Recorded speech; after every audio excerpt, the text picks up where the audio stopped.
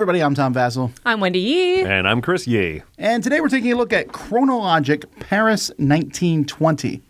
If there's a type of genre that I will almost play when it comes in now, it's deduction games. Yeah. Especially last year, so many, and by last year I mean 2024, there's so many good deduction games came out. Well, and these two particular designers, Fabien Gridel and Johan Louvet, did one of my favorite deduction games of all time, which is Turing Machine. So to see the two of them on this cover, I immediately said, okay, well, I got to play this one.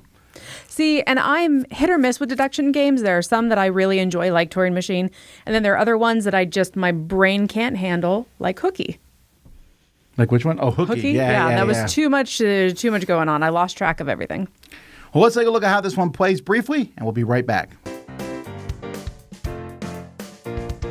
When you play this game, everything is happening here in this opera hall, and you're going to play one of 15 different scenarios. There's 3 scenarios, level 1, level 2, and level 3. The stars show how difficult it is, and they're a different type. In the first scenario, someone has poisoned a detective, try to figure out who they are. In the second, who's the Phantom of the Opera? And in the third, who or how many people stole the gems. And so each one has a slightly different rules of how to figure out what it is. Each player is going to get a shield, which will tell you a little bit about how to play the game. And you also have a sheet to keep track of the information that you get. So the game is going to take place over 6 different hours. There are 6 different suspects, and so you have 36 different things that you're going to be able to compare to the 6 different cards. Or there's 12 different things compared to the 6 different cards. So there's 72 combinations. And what players are going to do is they're going to, these cards here, the 6 I'm showing you, are the ones that came out of this box for this. So this is the very first scenario here, Poison in High Society. Here's the little rule book. And in the rule book also is the answer to each of these, the solution. So what players do on their turn is they can pick any person, any suspect. So let's say they pick the journalist. And then they will pick one of the locations here, the gallery. And you're going to put them together. And this shows that the journalist was in the gallery 2 different times. You'll notice it shows all the people here. So I tell everyone, hey, everybody, the journalist was in the gallery 2 different times. But I also know that he was in there in the 4th hour. So that's a piece of information for me and for only me. You can also pick an hour. I might put it in here and say, in the 6th hour, how many people were in the grand foyer? So I tell everyone, in the 6th hour, there was 1 person. Everyone knows that now. And I know who that person was. It was the servant. If sometimes when you put a card on top of the thing, you'll get this symbol here for the personal information. That means the information that you gave everybody doesn't help you out at all. So you get to go again. You'll get an extra turn. And that's it. You'll just keep going until someone has decided they know it. And then they're going to be able to look at the solution in the book and see if they're right or wrong. If they're wrong, they're out, and everyone else keeps going. First person to solve it correctly is the winner.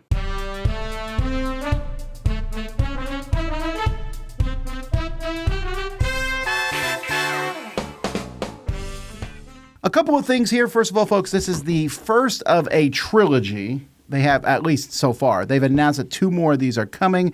That you have one coming out this year and then next year. That's set in different time frames. This one's set in, Paris 1920. Yeah, there's like 1400s Cusco and one's in the future, future Babylon. Cool themes. How can they deduce what's going to happen in the future?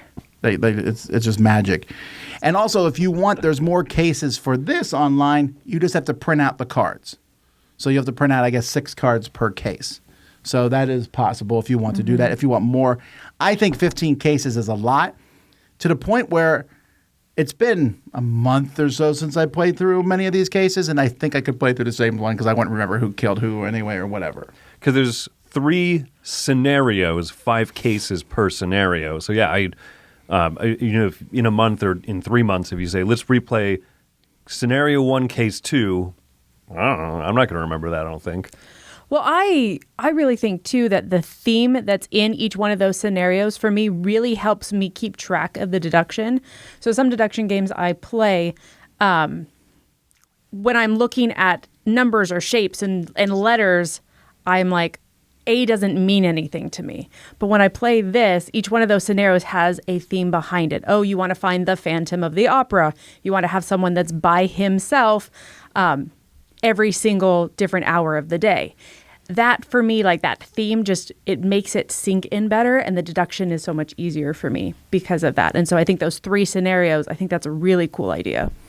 Now, Chris mentioned Turing Machine. That's the first game these guys designed. And I want to mention this, if only because Turing Machine, some people love, some people don't. But one thing a lot of people don't love about Turing Machine is the solitaire nature of it. You really have nothing to do with each other, just who can figure something out faster, to the point where I actually prefer to play Turing Machine solo, because it just feels like a solo game. It's quicker. But this game is not that. This game specifically is, I'm getting information and I'm giving everyone else some information too, which makes it a little bit more interactive and a little bit more, I'm not necessarily affecting you, but I'm interested in the game when it's your turn. Yeah, and I think that is a help. I think those 2 things are going to separate it for people who were cool on Turing Machine if you've played that one, right? It's less solitaire, this one is, and it's more thematic. And I think those 2 things make this, it's going to make this, I think, a stronger package. I definitely agree with that. And I really appreciate that when you receive that information for everybody, if it's like, there's nobody in this room, then you get to take another turn. I like that it has that little bit of you didn't just waste your turn giving something to everybody. Yeah, there's a lot I like about this game immensely. I really was impressed with how different each of the cases felt. Because when I first played it, I played a couple cases in the first one, the murder. And I was like, oh, this is pretty good. I really like this. I wonder what the other cases are like. And then I played the other ones. And I was like, wow, these are even... The third one, just trying to figure out, because people are stealing this necklace and passing it. And you're like, okay, they passed it here, pass it there, pass it there. This is not particularly... If I was rating this on 1 to 10 on, how crunchy it is in your head, it's probably like a 6 or 7. I don't know that it's particularly hard. It can be, right? But you feel very successful when you figure out what happened. I think the one little complaint I would have with it is that the cases are ranked. How many stars difficult are they? And part of it is you start figuring out, okay, when I ask about a certain combination, this hour, this room, you realize on those trickier cases, they are trying to give you the least helpful bit of information, right? You get the private information that's just you and the public information. Oh, at this room at this time, there were 3 people in there. And they're going to tell you D, the detective, is like your private piece of information to work off of. And you go, oh, I already knew that because of these other things. So I think that you start trying to guess combinations on your turn that are like, okay, if I go for kind of an obvious thing, they're not going to throw me a bone because it's a trickier case. So I think there's a little bit of kind of gaming the game of what you have to try to guess. You think I never even thought of that. Oh, we played this a few times just this last weekend. I definitely had those same thoughts. Yeah. Yeah. That's a minor complaint because I think that you need to just kind of be aware of that as you're playing those higher star, trickier rated cases. There are, though, I do feel like most of the games that we played, given we played mostly 2-player, I feel like we ended very similarly. Like we figured the cases out at a very similar cadence, not necessarily on the exact same turn. But you can have those moments where someone just gets a better piece of information. And I think you have to go into it expecting that can happen. Yeah, I guess for me, I'm just satisfied that I've gotten it. This, for me, is not only one of the best deduction games from last year, it's one of the best deduction games I played. I really love this game. It is constantly improving for me. The theme helps a lot. I always tell people, I like Clue, I just wish the game was better. Like, I love the theming of Clue. Mm-hmm. And this gives me that. I have these different characters, and if you want Clue, but a better game. So this one here is 8.5, but it's really close to a 9. Really close. Interesting. Yeah, I'm also coming in at an 8.5 on this one. Now, if I mentioned before, and these 2 designers also worked on Turing Machine, I did give Turing Machine a 9, and I still stand by that. So this one is just a little bit lower for me, my personal taste. It's not as crunchy for sure. Yes, and I like that crunch in Turing Machine. However, this one has so many great things going for it. Has good, amazing production, the same satisfaction of taking a clue card and a little piece of information, lining them up, and seeing what information it gives.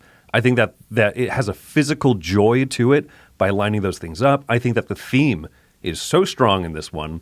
I love, as Wendy said, those different cases play. Oh, let's do a Phantom of the Opera case. Who's alone the whole time? The deduction in it is strong. It's so good. And I love the fact that this is going to be a more approachable game. This is going to be one I can introduce to more people because saying, hey, let's play whodunit is something that people just kind of gravitate to. So in all regards, I almost think of this as like a better game, so to speak. But my rating is at an 8.5. Just my personal enjoyment of it, that's right where I'm at.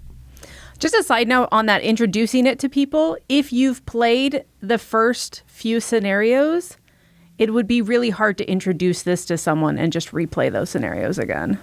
I would just run it for a group of people. Yeah, I think that would need to happen. Or just be dumb like me. I don't remember who killed the detective in the first scenario. I won't remember it. I might remember. See, sometimes having a bad memory is good. It's good. I can watch movies and be like, I wonder what will happen. I do that, true. Okay, so I'm going to also give this an 8.5. For me, over the last year or so, Turing Machine has declined, and it's really because there's so many times that I've played Turing Machine, I've thought I had the answer, and then I realized I just did something wrong in the middle of the game. I just misaligned a piece of paper, or I don't know. I just have wrong information, and so my deductions are incorrect. Whereas I feel like with this, that theme and just the way that it's very clear where people can travel and cannot travel in between rooms. All of that tied together makes this so that the deduction is so much easier for me to hold in my brain and not mess up pieces. And so I really, really enjoyed it. I think the theme is also very strong in being able to sell it to someone to get them to play, because a lot of people like Clue, like you said. And so I think this is one that I would be more likely to convince someone to get to the table as well, just because that theme is very much there. And it just all makes a lot of sense. And so for me, this is like that golden pairing for deduction of it's something that's really interesting and it's a cool story and it's combined with that fun deduction. Oh, and I'm very excited about what other types of cases they're going to be in the next box. Yeah, I'm excited. It's a trilogy. So that's Kronologic Paris 1920. I'm Tom Vassell. I'm Wendy Yee. And I'm Chris Yee. We'll see you next time, or will we?